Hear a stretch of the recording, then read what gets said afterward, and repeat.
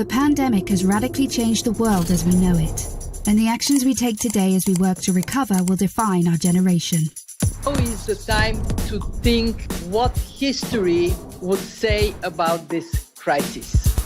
2020 has been challenging on a lot of levels, as economic, environmental and societal frailties have been laid bare.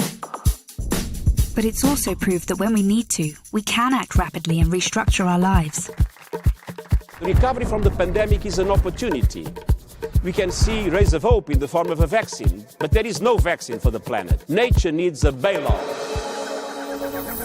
You don't want to go back to the status quo that you had before simply because it was the status quo that got us here. With everything falling apart, we can reshape the world in ways we couldn't before. Ways that better address so many of the challenges we face. And that's why so many are calling for a great reset. A great reset?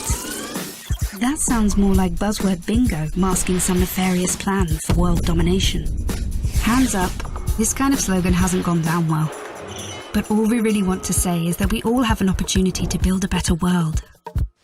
And it's not surprising that people who've been disenfranchised by a broken system and pushed even further by the pandemic will suspect global leaders of conspiracy. But the world's not that simple.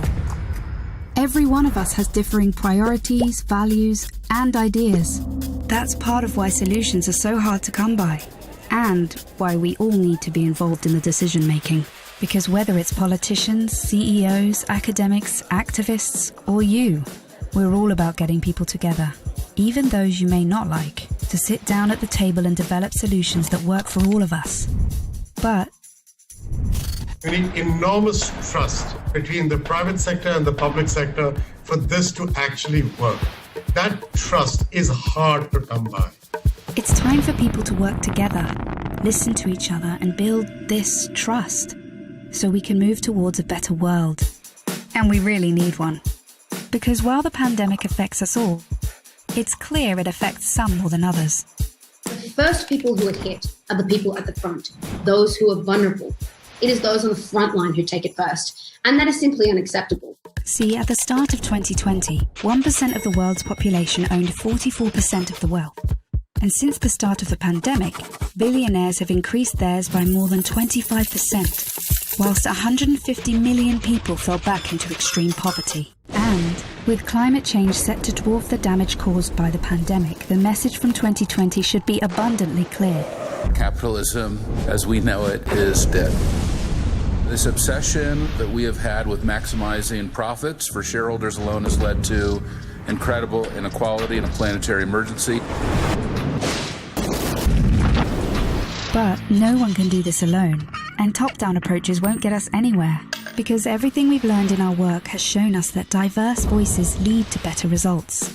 And it's for these reasons that the Forum talks about something called stakeholder capitalism, which would shift businesses away from just profit. Because if we want to change where the focus of our recovery will go, then we need a new dashboard for the new economy. And that needs to encompass people, planet, prosperity, and institutions.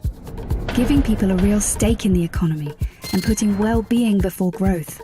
And that's all about getting the right people in the right place at the right time.